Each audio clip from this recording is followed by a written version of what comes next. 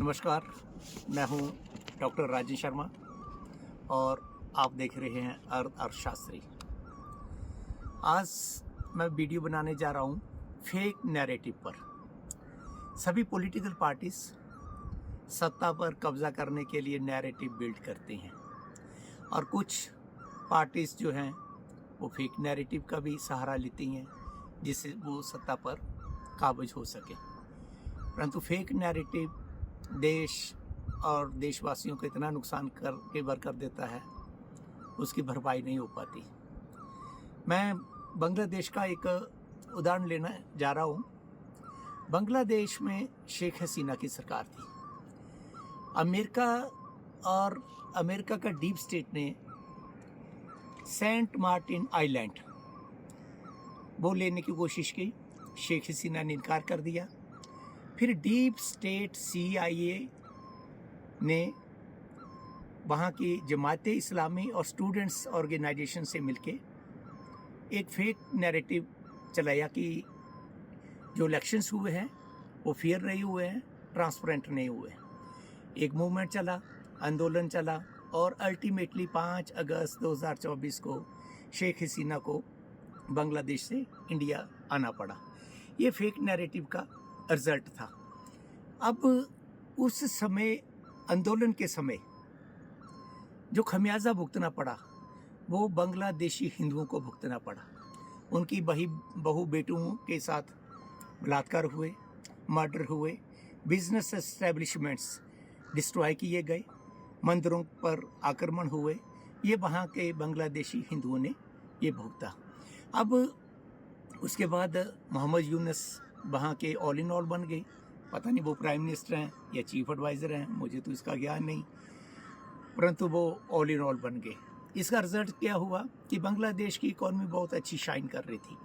Economy का growth rate अच्छा था और सभी इंडिकेटर्स अच्छा ही सिग्नल दे रहे थे। मतलब परफॉर्मेंस अच्छी होती जा रही थी, एक्सपोर्ट्स बढ़ रहे थे और पर कैपिटा इनकम बढ़ रही थी, नेशनल इनकम भी उनकी बढ़ रही थी। इवन पाकिस्तान से के मुकाबले बांग्लादेश की परफॉर्मेंस बहुत ही अच्छी थी और उनका एक्सचेंज रेट भी बहुत ही अच्छा था।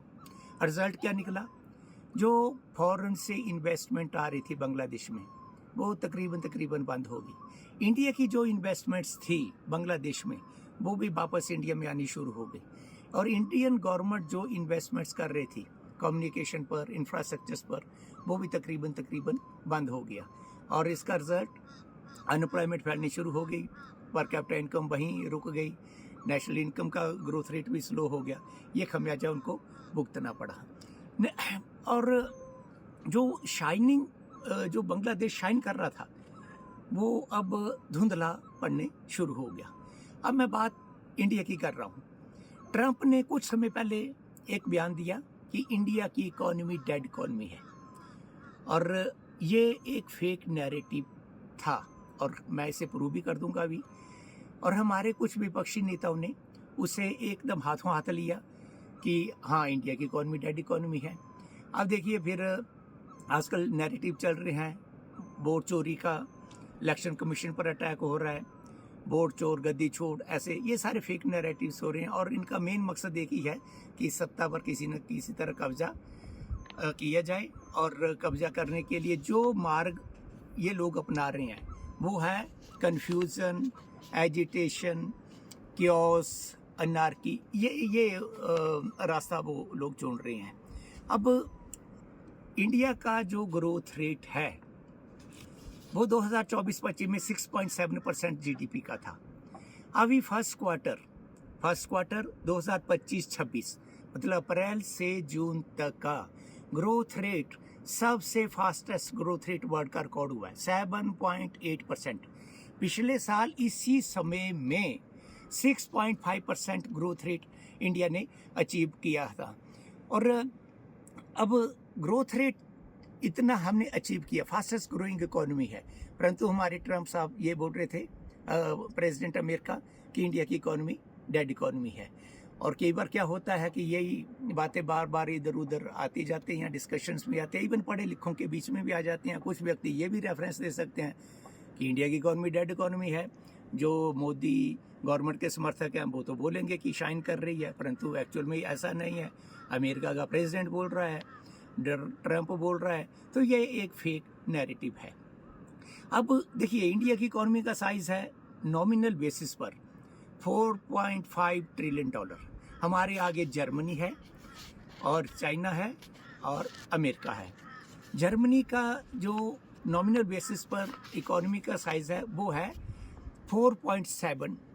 अब इंडिया का ग्रोथ रेट 7.8% अचीव हुआ है और जर्मनी का इसी पीरियड में ग्रोथ रेट क्या अचीव हुआ है, 0.4%।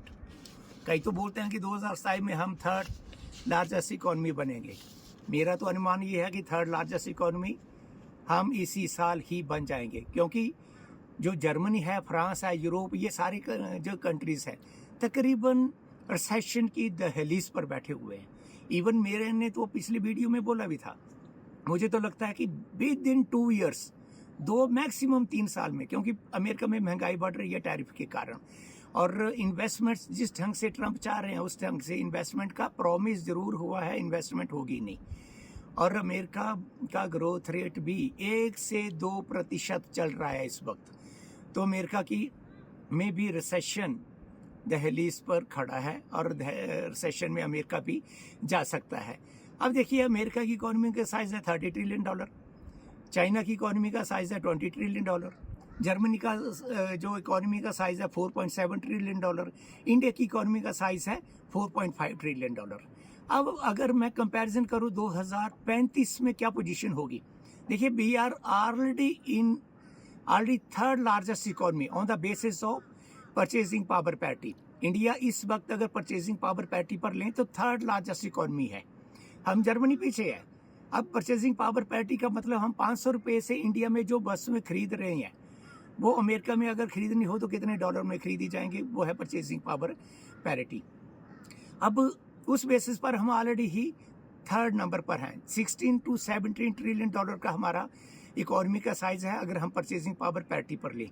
2035 में जो अनुमान डिफरेंट इंस्टीट्यूशन से लगाए हैं उसके मुताबिक इंडिया की इकोनॉमी का साइज 8.8 से 10 ट्रिलियन डॉलर होगा, और 2035 में चाइना की इकोनॉमी का साइज 20 ट्रिलियन डॉलर से 30 ट्रिलियन डॉलर का होगा, और अमेरिका की इकोनॉमी का साइज 30 ट्रिलियन डॉलर से 36 ट्रिलियन डॉलर के करीब करीब होगा। अगर हम परचेजिंग पावर पैरिटी पर लें तो हम तकरीबन अमेरिका के आसपास ही होंगे, अमेरिका और चाइना के आसपास ही होंगे। तो ये मेरा अनुमान है, इसलिए इस वक्त इंडिया को बहुत ही संभल कर चलना पड़ेगा। और जर्मनी का जो साइज होगा वो तकरीबन 5.3 ट्रिलियन डॉलर के करीब होगा, और जापान की इकोनॉमी का साइज 5 से 6 ट्रिलियन डॉलर के करीब होगा। देखिए, अलग अलग सरकारें, जब मनमोहन सिंह जी थे तो उन्होंने भी इकोनॉमिक रिफॉर्म्स किए, और उसी का रिजल्ट ये था कि इकोनॉमी जो हमारी तकरीबन शैटर्ड हो गई थी 91-2 में, वो उठ खड़ी हुई। उसके बाद मनमोहन सिंह पहले फाइनेंस मिनिस्टर थे, फिर प्राइम मिनिस्टर भी बने, फिर मोदी जी की सरकार भी आई, अपने वाजपेयी जी की सरकार भी आई, सभी ने इकोनॉमिक रिफॉर्म्स इनिशिएट किए। अब रिफॉर्म्स इसलिए किए जाते हैं कि इकोनॉमी का जो ग्रोथ रेट है वो इंक्रीज हो, एक्सीलरेट हो, वो तेजी से बढ़े। अब देखिए, फेक नैरेटिव से मैं लेता हूँ कि पहले LIC में डिसइन्वेस्टमेंट हुआ था। कोई भी कंपनी जब शेयर मार्केट में लिस्ट होती है तो उसे 25% तक अपने शेयर्स ऑफर करने पड़ते हैं आम पब्लिक के लिए। तो फर्स्ट स्टेप ने LIC में तकरीबन 5% शेयर आम पब्लिक के लिए ऑफर किए थे। तो उस समय एक फेक नैरेटिव ये चलाया गया कि LIC को बेच दिया गया। मुझे ये बताते हुए खुशी हो रही है कि इस साल 2024-25 मतलब मार्च 25 में उसी LIC ने 48,151 करोड़ का प्रॉफिट कमाया है। फिर बैंक्स 2018-19-20 में सुनने में आता था, एक फेक नैरेटिव और चला दिया कि बैंक्स डूब रहे हैं, लोग बैंकों में पैसा, जो गरीब व्यक्ति बैंकों में पैसा जमा करा रहे हैं वो अंबानी अडानी की जेब में जा रहे हैं। तो वो उस समय का मैंने कि वो परिस्थिति क्यों बनी थी बैंकों की, वो मैंने आपको पहले बता दिया था, दोबारा रिपीट नहीं करना चाहता। 2011-12 से जो 13-14 तक जो फ़ोन पर लोन दिए गए थे और जो लोग लोन लेके भाग भी गए थे या इधर उधर उन्होंने शिफ्ट कर दिए थे, उस कारण बैंकों की हाथ पतली हो गई थी। 2025 में बैंकों का प्रॉफिट कितना है? 1,78,000 करोड़ रुपया, और उसमें सिर्फ और सिर्फ स्टेट बैंक ऑफ इंडिया का कितना प्रॉफिट है? 9.2 बिलियन डॉलर, या आप बोल सकते हैं 78,000 करोड़ रुपए के करीब करीब सिर्फ स्टेट बैंक ऑफ इंडिया ने ही प्रॉफिट कमाया। जब राफाल लेने थे, एक और फेक नैरेटिव चल पड़ा कि एचएल को ख़त्म किया जा रहा है और रफाल बाहर से फ्रांस से लिए जा रहे हैं, और हमने 36 रेडी टू फ्लाई 59,000 करोड़ का एक इकरार किया था फ्रांस के साथ, और वो रफाल लिए जा रहे थे, तब ये फेक नैरेटिव आया था। इस वक्त एचएएल के पास ऑर्डर कितने पड़े हैं? 85,000 करोड़ के ऑर्डर पड़े हैं, और 97 तेजस और लेने के ऑर्डर भी एचएएल को मिल गए हैं। फिर आपका मोनेटाइजेशंस का आया। मोनेटाइजेशंस में ये होता है कि आपके जो आइडल सेट्स है उसको आप कमर्शियल यूज़ करेंगे, उसका मतलब मोनेटाइज करेंगे, उससे पैसा कमाएंगे। मान लेते हैं कि मैं एक सिंपल सी एग्जांपल लेता हूँ, जैसे धर्मशाला का दाढ़ी ग्राउंड है, वो म्यूनसिपल कॉरपोरेशन के कंट्रोल में है।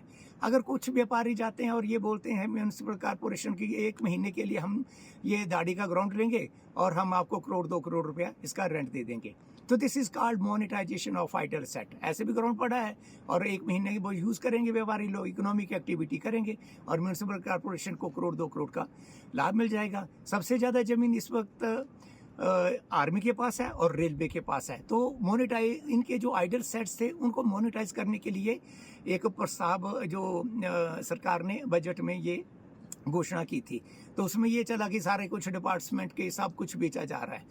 तो ये जो फेक नैरेटिव होते हैं, फेक नैरेटिव से एनार्की, कन्फ्यूज़न और लोगों में एजिटेशंस की भावना ये जगाने की कोशिश होती है। अब देखिए, इसरो के पास और डीआरडीओ के पास बहुत ज़्यादा अरबों खरबों के प्रोजेक्ट्स पड़े हैं। कंक्लूजन मेरा ये है कि फेक नैरेटिव से बचना चाहिए। सभी लोगों को फेक नैरेटिव, चाहे कोई भी पार्टी उसे स्टार्ट करे, उसे ध्वस्त कर देना चाहिए। और ग्रास रूट लेवल पर ये सोशल मीडिया का ज़माना है, सोशल मीडिया से आप आसानी से किसी भी फेक नैरेटिव को ध्वस्त कर सकते हैं। एक मैं और बात बता रहा हूँ, पीटर नवारो, आपने भी नाम सुना होगा। ये ट्रेड एडवाइज़र हैं, ट्रंप के वाइट हाउस में बैठते हैं। अभी पीछे उनका बयान आया कि इंडियन ऑयल कंपनीज ने सस्ता कच्चा तेल रशिया से खरीदा और ब्राह्मणों को फ़ायदा हुआ, और महंगे दामों पर बाढ़ को बेचा और ब्राह्मणों को फ़ायदा हुआ। भाई, इंडियन ऑयल गवर्नमेंट की कंपनी है, हिंदुस्तान पेट्रोलियम गवर्नमेंट की कंपनी है, भारत पेट्रोलियम गवर्नमेंट की कंपनी है। वहाँ से अगर प्रॉफिट कमाया भी है तो वो लोगों के काम आ रहा है। और 2 ही रिफाइनरीज हैं प्राइवेट में, एक है न्यारा, वो रशिया की है, और एक है रिलायंस, वो मुकेश अंबानी की है। अब मुकेश अंबानी तो ब्राह्मण है नहीं। तो ये कुछ फेक नैरेटिव्स फैलाने की कोशिश होती है कि इंडिया में जाति संघर्ष बढ़े। अब मराठा रिजर्वेशन पर भी आंदोलन चल रहा था, हाई कोर्ट के इंटरफियर के बावजूद भी। फिर ये फिलिस्तीन की फेवर में जल्द से जुलूस दिल्ली में निकल रहे हैं, अलग अलग जगह पर अलग अलग तरह की कुछ एजिटेशंस या कुछ ऐसा माहौल बनाने की कोशिश हो रही है। ये फेक नैरेटिव्स चलाए जा रहे हैं। फेक नैरेटिव्स का देश को बहुत ज़्यादा नुकसान होता है। देखिए, हम इंडिया की ग्रोथ स्टोरी बहुत अच्छी चल रही है इस वक्त। आपको भी पता है कि इंडिया और ने जो अमेरिका की ट्रेड डील थी उसे साइन करने से इनकार कर दिया है, और कारण क्या था? एग्रीकल्चर, डेयरी, पोल्ट्री, फिशरीज को हम बचाना चाहते थे, क्योंकि हमारे यहाँ पर बहुत ज़्यादा लोग इसी से रोजी रोटी कमाते हैं।